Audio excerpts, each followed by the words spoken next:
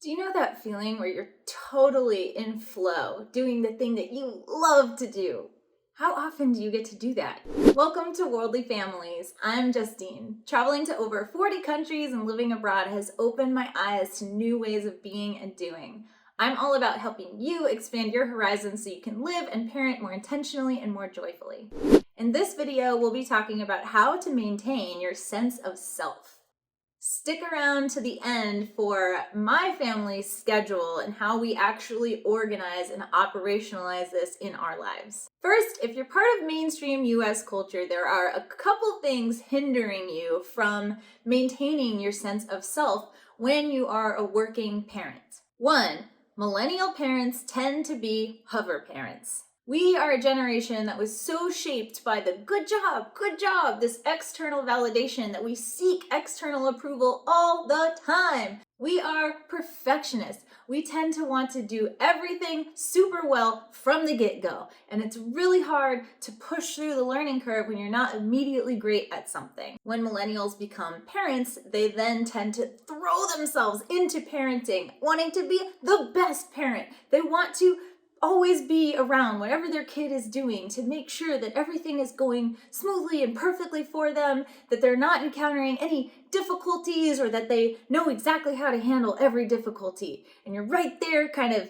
ready to intervene at any rough patch to help your kid through it. Whereas in Japan and lots of other cultures around the world, parents take a more hands-off approach. If kids get in a little tiff with each other, they sit back and let the kids figure out how to work it out. If you often find yourself at a playground and you are on the playground with your kids, going through the play structure and everything, try to take a step back. See what it feels like to sit on a bench and relax and allow your kids to make friendships with other children.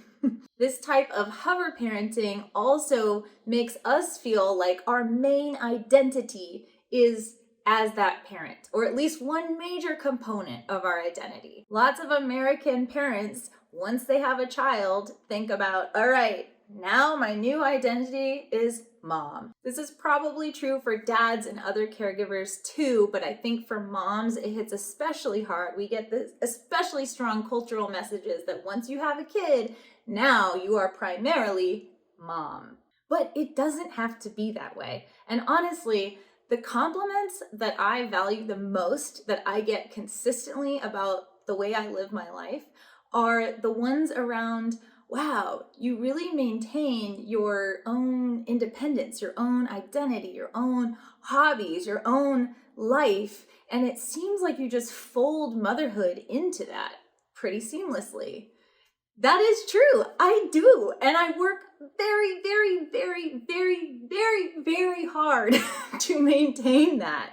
It is not easy when you are immersed in a culture that tells you to be and do otherwise. Two, we tend to build our identity around our careers. What if your career wasn't allowed to be part of your identity? What would you say to people who say, tell me about yourself? The pandemic has really opened up people's eyes to this. They've started to understand that work is not everything, that work-life balance is super important, and not in a hypothetical way, but in a realistic, actionable, I'm actually going to change my job to make it fit into my life and not the other way around. This is amazing news. I am so excited and so hopeful for the trajectory that we're on, where mental health is taking precedent, where moms are being recognized, parents are being recognized in the workplace for the additional challenges they're dealing with, and where people are starting to prioritize life over work. What I loved about traveling through Australia was that I realized people in Australia really work to live. They don't live to work like we do here. Same with a lot of the European countries that I've been to. That has always inspired me. Quick aside, if you're picking up what I'm laying down, will you please like or comment or subscribe to my channel, because it helps the algorithm with feeding my content to other people who would benefit from it. I really appreciate it. Now let's dive into how you can actually create this life and this sense of self and this identity about who you are outside of work and parenting. Tip 1, Assess. Schedule some time into your calendar to do some reflection, to really assess and think about, what do I love? What feels core to my being, and not just something that I've tried out and maybe even have been great at, but what do I absolutely love so much that just lights me up from the inside out? For me, it's international travel and studying everything to do with humans. I almost majored in several different things, but they were all related to, anthropology, sociology, social psychology, human geography, anything and everything about humans and the way that they think and act and interact with each other and with the world. The other thing for me is dance. I have always loved dance. It's so fun. And also just all of the performing arts. I've always done musical theater and improv and tried several different things under that umbrella category. Now think about, how often do I do those things? How often do I share those things with my family versus how often do I keep these things for myself to be my own time in that flow zone doing that thing I love? And it's good to have a mixture of both. And maybe you have some things that you share with your family and some things that you keep for yourself.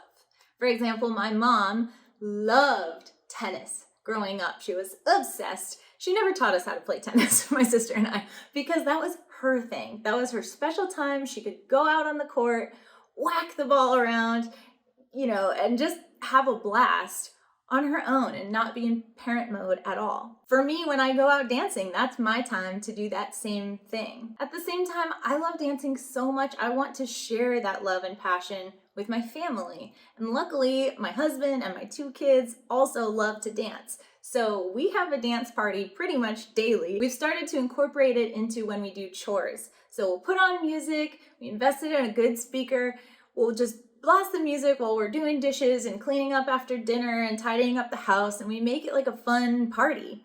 If a really great song comes on, we all go dance party in the middle and we dance the whole song together, and then we go back to cleaning. It makes it really enjoyable, and I get to share that passion with my family. 2, optimize your schedule. If you have the privilege of having a partner or a co-parent, this part becomes so much easier to do.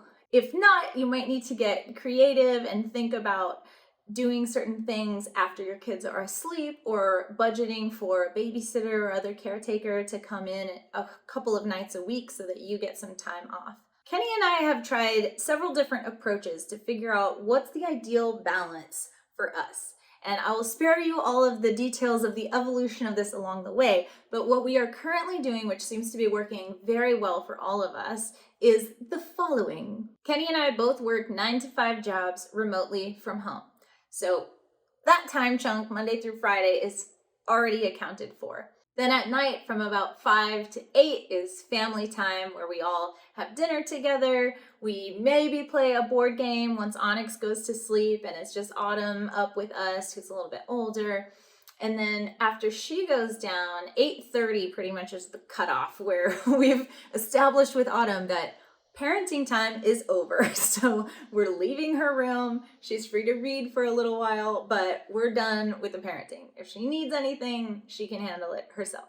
That hard cutoff really has allowed us to have some time at night before we go to sleep to spend intentionally. Monday nights, we spend that time on projects, cleaning, organizing, planning birthday parties, whatever needs to happen for the family. Tuesday night is my night out. I get to go out dancing. Wednesday night, we take a little breather. We kind of relax. We have like a mini date night in. We kind of relax halfway through the week. It's like our little resting place. And we might watch a movie or a funny show together, which we don't normally do during the weeknights. So we feel a little like, ooh. Thursday night is Kenny's night out. So he'll go out and play soccer or tennis, whatever sport he's into at the moment. Sometimes if it's between seasons, he just goes out with his friends. Then Friday night is date night. That's where we usually invest in a babysitter, or depending on our budget, sometimes we'll alternate weeks where we do date night out, date night in, date night out, date night in. This part is critical to our relationship. On Saturdays, we usually get errands done, go grocery shopping, and do something fun as a family, like all go to the pool. We have this little break in the middle of the day from around 12 to 2 when Onyx naps, and so sometimes we take a family nap. That's amazing. And then Saturday night, Kenny and I alternate weekends. So if it's my weekend, I get to go out Saturday night, and Kenny's the one who wakes up early on Saturday morning and Sunday morning. That way I'm well rested in order to stay out a little later, and I don't have to wake up super early after being out late. And it's worth it because then the next weekend, I wake up early on Saturday and Sunday with the kids, and Kenny gets to go out Saturday night. So everybody gets enough sleep, we all feel balanced. I know exactly which nights I have out in the month so I can plan ahead with friends, and same for Kenny. So it works out well for everyone. Then on Sunday, we do Sunday Family Fun Day. That's our digital detox day. You've probably heard me talk about if you've seen my other videos. We turn off all of our electronic devices. We tend to get out in nature, or if we need a homey cozy day, we just stay in our pajamas all day long and don't even leave the house. We just relax.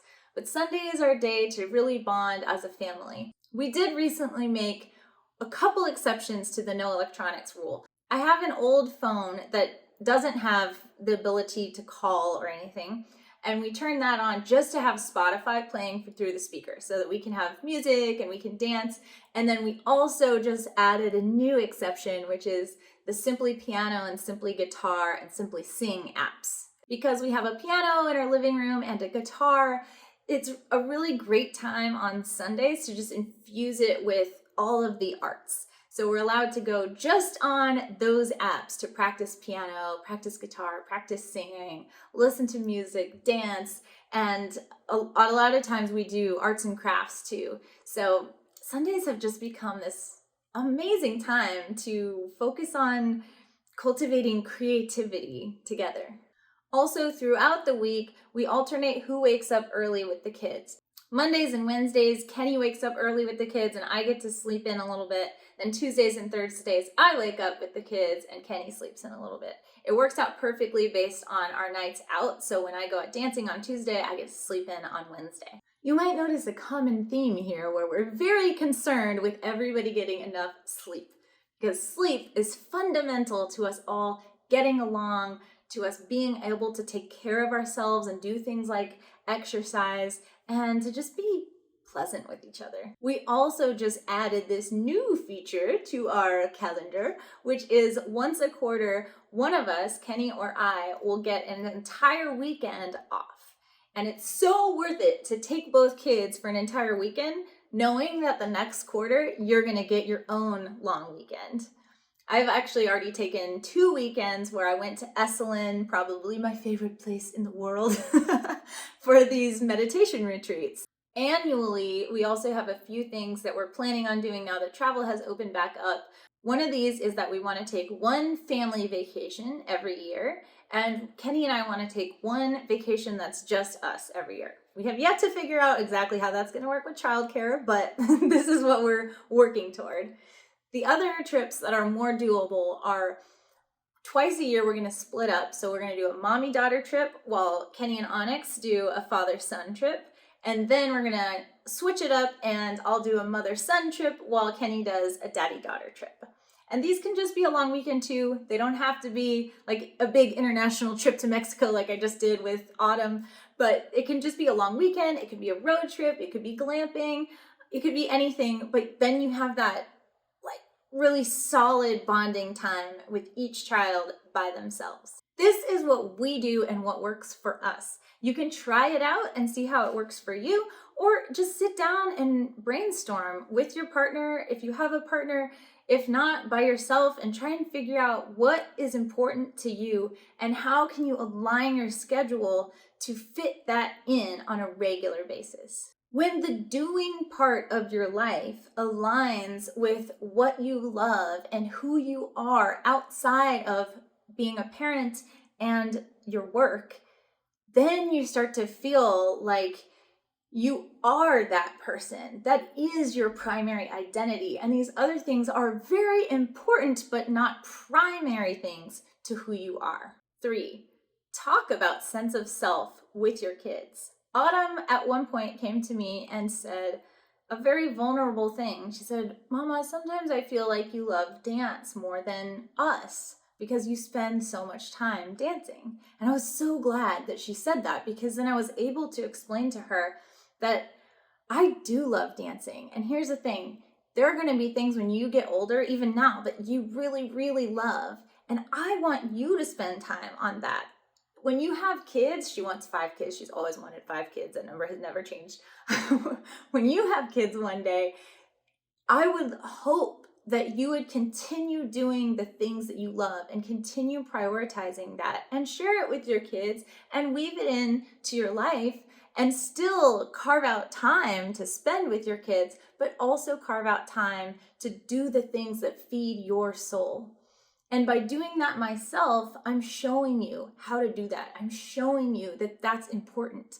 And going out dancing for me, it lights me up from the inside. It feeds my soul. It energizes me so that I can come home and be a better mom for you. I have more energy for you, and I have more love and sparkliness inside because I've been out dancing.